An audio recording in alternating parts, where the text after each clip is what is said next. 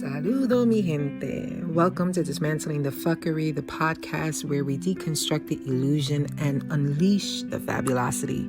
I'm your host, Kohenet Angelique, your fierce neurodivergent Juyorican poet and an advocate for decolonial liberation. So get ready to dive into the messy, uncomfortable, and transformative work of dismantling the systems of oppression and the limiting beliefs that hold us back. We're here to reclaim our power, embrace our magic, and rise into fabulosity. So grab your cafe, your té, I don't know, maybe you need a shot, and let's get into some fuckery. Saludo, mi gente. Welcome to the Dismantling the Fuckery podcast. This is your host, Kohenet Angelique, also known as Ya, also known as the word dominatrix, cracking the pen and bleeding like ink. Yes, that is a long-ass introduction. I'm so glad you're here. You're going to hear some kerfuffling here because I'm going to make myself a sandwich. I am quite hungry. I just got off with a client and I want to first catch up because I didn't do a podcast last week. And that was because it was my birthday week. Your girl turned 48. I am so excited, happy, ready for things to shift in my own universe. And so we'll catch up a little bit about that. But I also want to talk about reclaiming the throne. Now, if you haven't seen on my social media, I've shared, one of my coaching programs is called Reclaiming the Throne. It's a 12-week coaching program.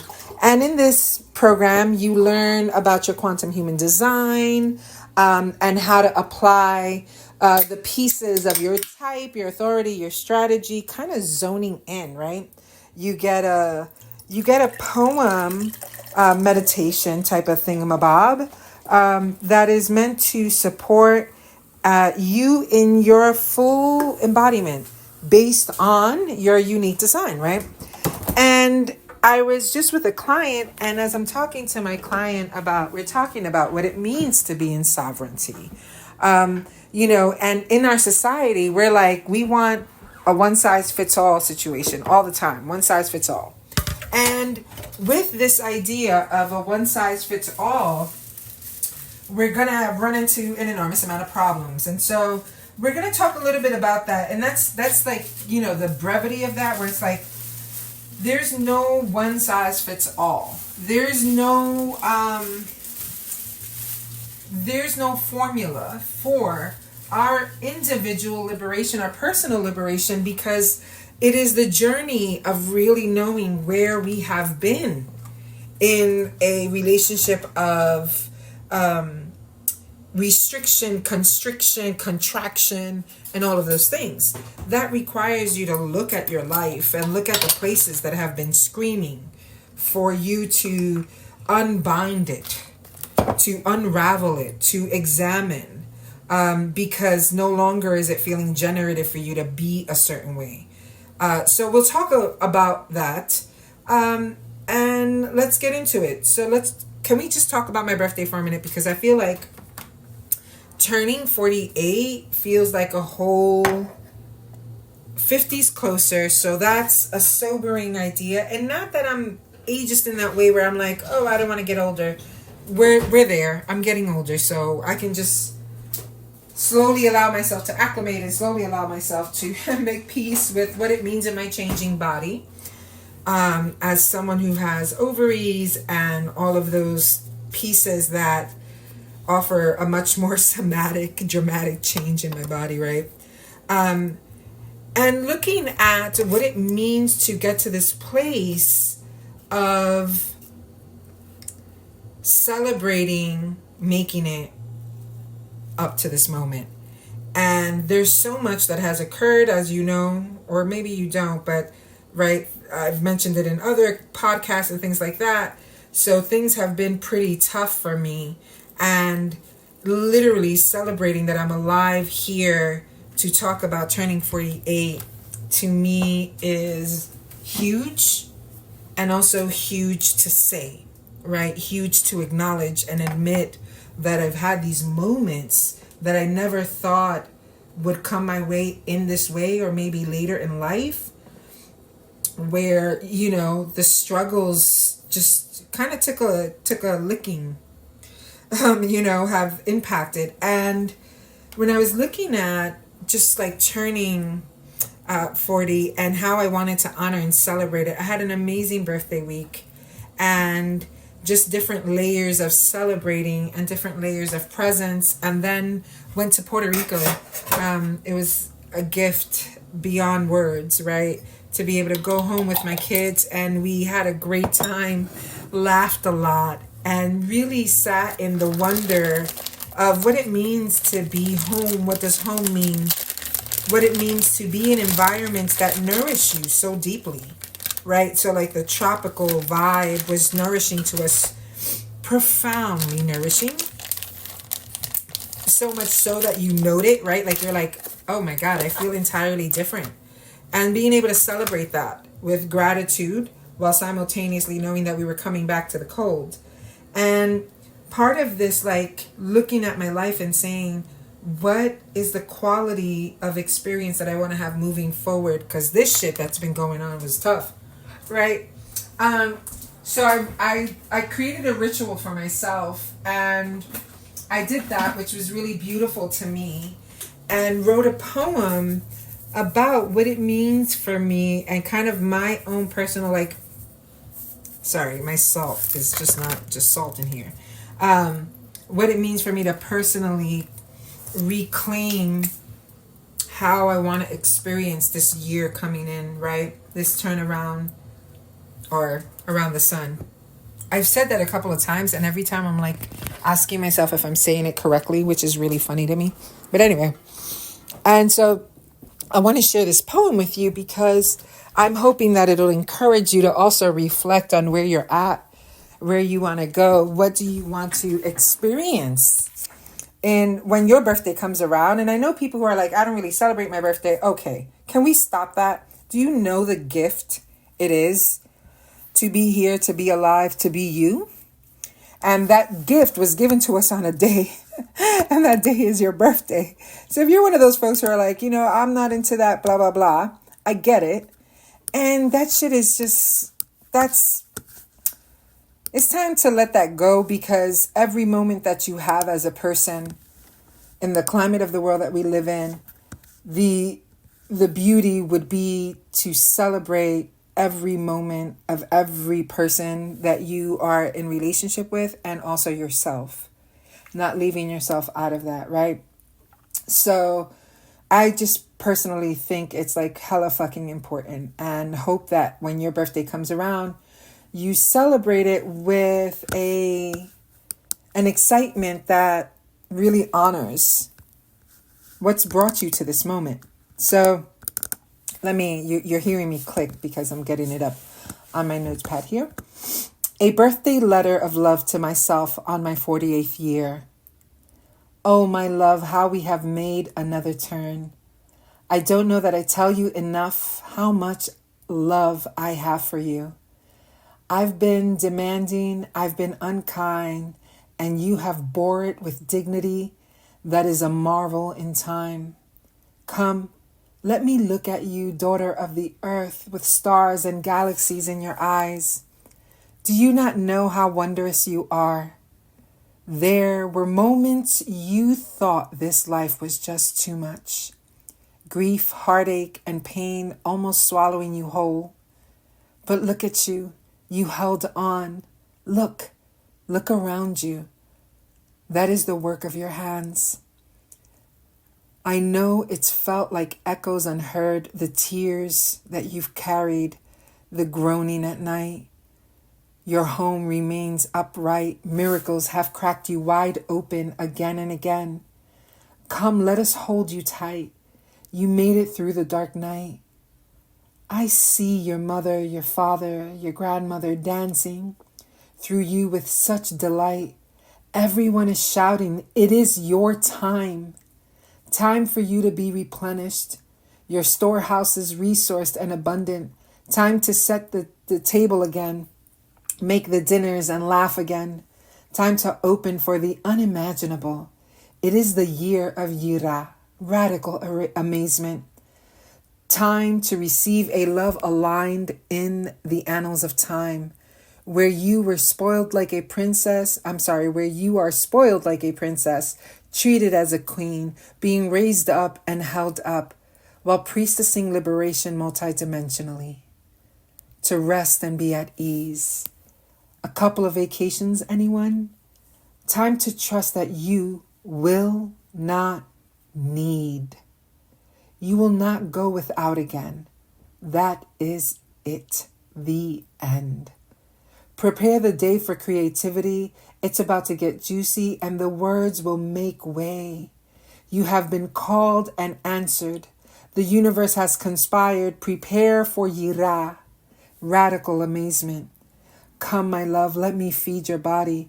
Bring the shoulders down. Breathe slowly now. You thought that was a ride. Let me show you how those who care for others get taken care of as well. Play in the sun. Cry happy tears. For in comes the bounty of years. It is safe. It is secure. I'll always have your back. And I'll always hold your hand. Happy birthday, my love. Deepen into joy because the sun has come up. For me, this has this very I'm ready for the lived experience of beauty, the lived experience. And not that my life was devoid of it, right? It's not those things, but it's really beginning to look at, after you go through such a dark season and dark time, being able to look at things with joy and newness and wonder again. And that part of being in the season of my life and reclaiming my sovereignty in newer ways, right? Where I've already been doing this work. I've already been internally fill in the blank. But in newer ways, what does the new look like? What does the next look like? What does it look like to really engage and enjoy the beauty of actually inhabiting your deepest desire and your deepest dreams?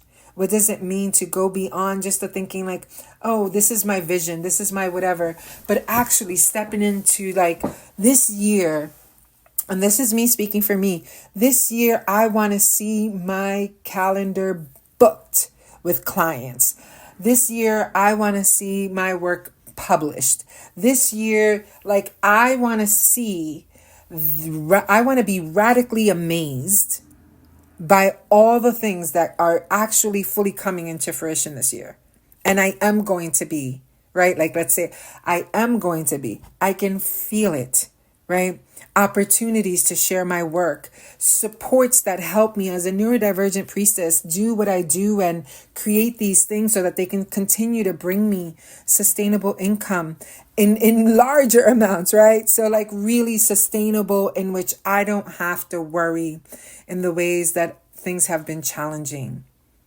But stepping into it from a place not of grasping, not of longing, not of that distance, but that I know that this is what's happening this year.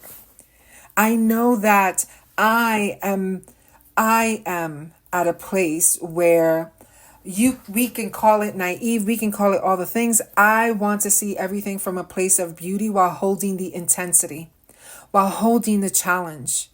They're not mutually exclusive.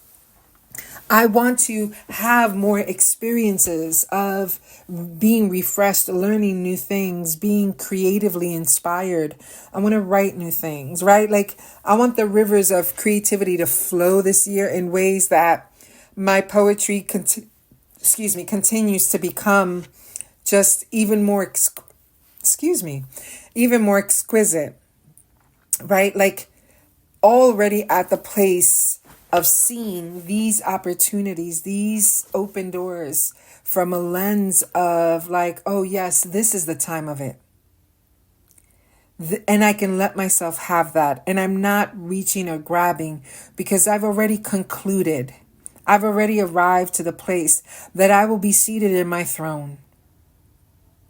And that being seated in my throne, it allows me to be and come from a place where I am able to say, I do not need to go outside of myself. I do not need to anything, right? Like I can be fully me and I can receive. I'm no longer trying to barter, negotiate for having my basic needs met, for having money saved, for having the things that enrich my life and allow me to more fully be present and of service to others as well. But first for me. Reclaiming the throne is really about stepping into this container and saying, all right, these are the pieces of my design. These are the pieces that I've learned about myself. These are the experiences that I've been through. And now I'm going to design a life for myself where I am constantly in deep listening for the pivots that are necessary for me to be embodied in a new context. And that in that new context, it's because I'm more fully myself than ever before, than the day before and the day before that. Not from a place of insufficiency, but from a place of understanding that you are continuously deconditioning, continuously removing from your mind, your spirit, and your body this contract with the constructs. When you step into that amount of beauty for yourself and you're like, actually, I'm no longer thinking what people are going to think of me. And it's not that it's not the one that's like when you're a teenager, when you're young and you're like, I don't give a fuck what anybody thinks about me, but you do really care. It's not that one. It's understanding where you have jurisdiction over your own life, where you are okay with being who you are, because the cost of not has been too painful and too long. If you allow yourself to have that, if you allow yourself to be there, why do you have to allow yourself? Because the shit that's actually weighing you down is the shit internalized and in your mind. That's that small voice that constantly reminds you of shaming you, that constantly blames you, that constantly goes back to the loops of being unlovable, of being too difficult. And there's things I still struggle with, but they're not driving the car anymore. They're not the thing that's taking over the wheel. And next thing you know, I need to pull over on a rest stop on the highway to take a snoozer because I'm getting my ass kicked by, right? By my own shit. And, it's like this thing where we've internalized these voices, and we're going to have the moments where something will show up, but you don't have to let it have the reins. You don't have to let it be the ultimate and last word. You get to look at that and go, that sounds like fear. That sounds old. That sounds like where I used to be. It's not where I am anymore. And I cannot. It is entirely non-negotiable for me to compromise who I am. Period.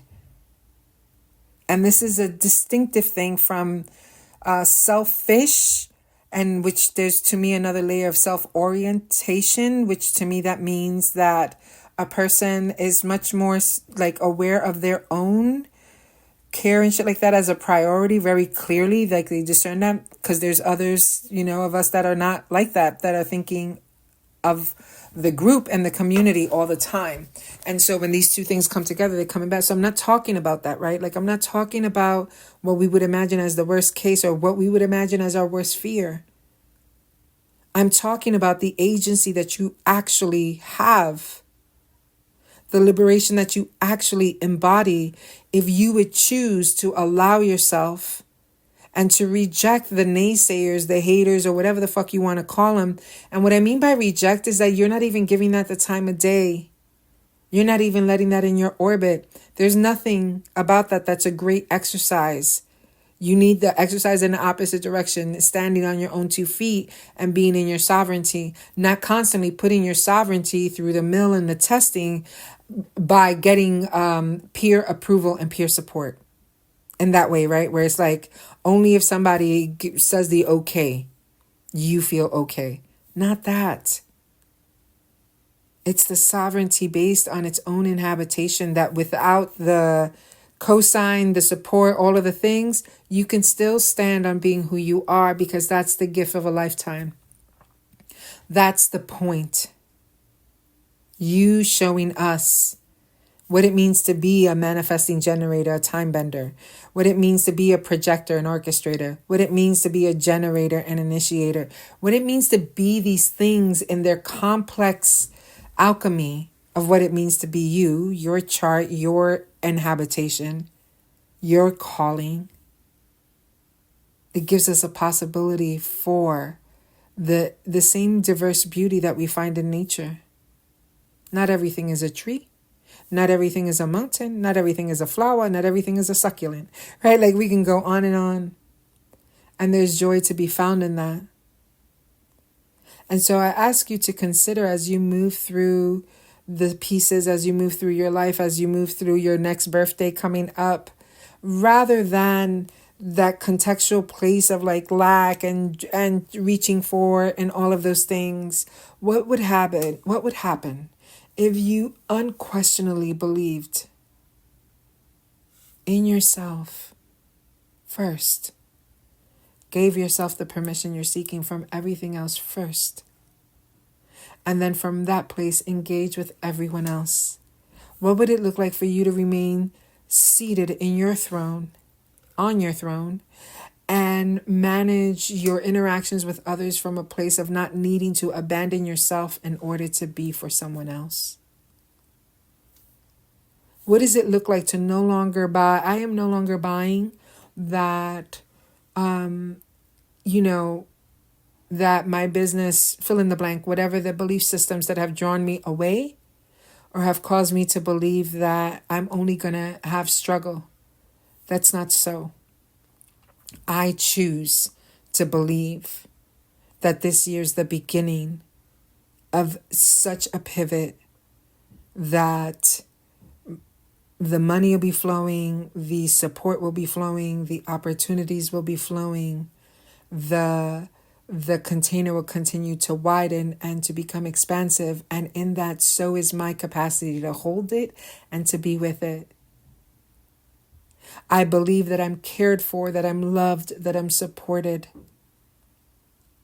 That the goddess and the god, the gods, they, them, Hashem, all of it have my back unquestionably because I know this to be true.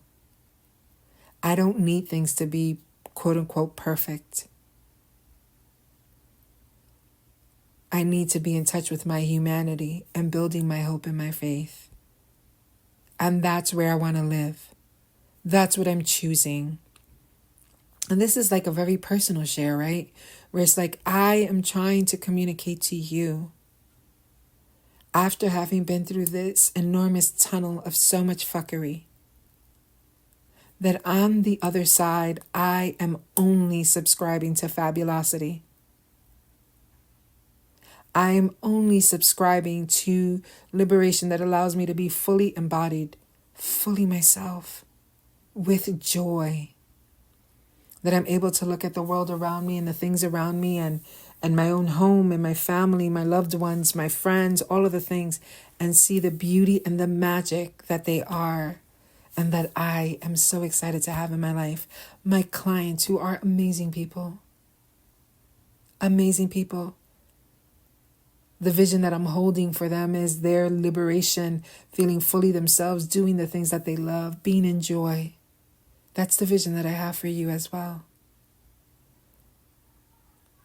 And with this vision and holding this texture, my desire is that my work will continue to grow and be shared across the world. Crazy shit across the world. I want somebody from the other side to be like, I was listening to your podcast. Thank you for sharing. And here's where there's joy in my life. And I just wanted to share it with you because your joy is my joy. My joy is your joy. I believe in a world and I believe in gifting and in giving abundantly without strings attached. I don't want to subscribe. I have given in my membership to the idea that I need to, it's a doggy dog world, or that I'm going to have to make maneuvers with my work or my business that may compromise the integrity of it because of money. Nah, I'm not believing that shit. Money can come out in anywhere. Why is it a subject? Well, because it's needed. It's a currency that's needed on this planet.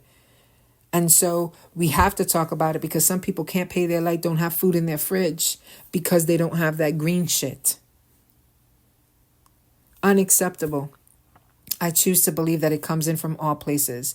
I choose to believe that I can wake up tomorrow morning, crazy ass money in my bank account from $22, and apparently I think it's like 95 cents that I have in it, right? Like that's what was in it. Who knows an hour from now? Who knows the next day? Who knows that someone doesn't decide to, right? You don't know if you don't let yourself believe, give life to. Knowing in the sense of like third eye knowing, like a deep essence of knowing. The reason why we reach, we grasp is because we don't know for sure for ourselves. But when you have that knowing and you're willing to acknowledge it, you're willing to embrace it, and you come back and realize that everything in your environment is catching up. Everything is being transformed by the moment into its most holiest expression and beautiful expression just for you.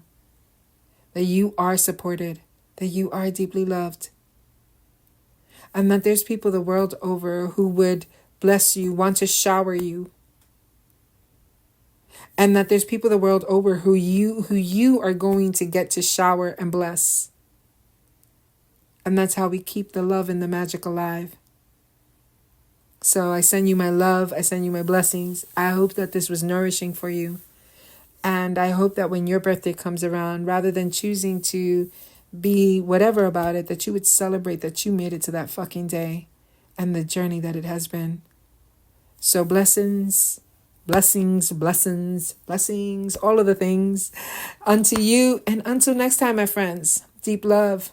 Adios. Bueno, mi gente. Thank you for joining me on this wild and liberating journey of dismantling the fuckery. Remember, we are the architects of our own liberation. And if you enjoyed this episode, don't forget to like, subscribe, and share it with your people. Do all the things. You know what it takes for us to keep these frequencies rolling. Together, we will transform the world from a place of fuckery into a realm of unapologetic fabulosity. Stay fierce, my loves. Stay fabulous and keep dismantling. And if you want me or need me, yes, you heard me say that right, you know where to find me at priestessingliberation.com. Nos vemos ahorita. Adiós.